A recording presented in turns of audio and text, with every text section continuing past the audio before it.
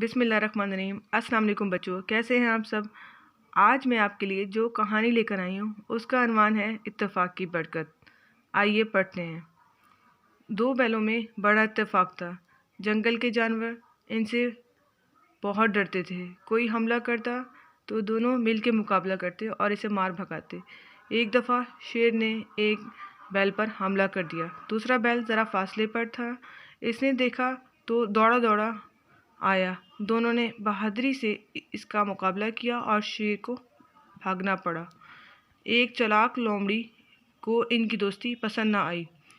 اس نے انہیں ایک دوسرے کے خلاف بھڑکانا شروع کر دیا۔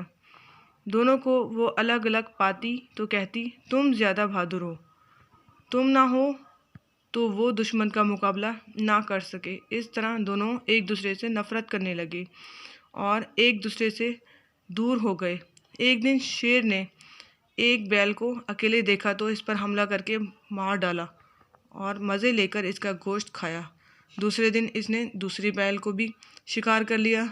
دونوں بیل اتفاق کی برکت سے محفوظ تھے۔ جب اتفاق نہ رہا تو وہ مارے گئے۔ سبق: اتفاق میں برکت ہے۔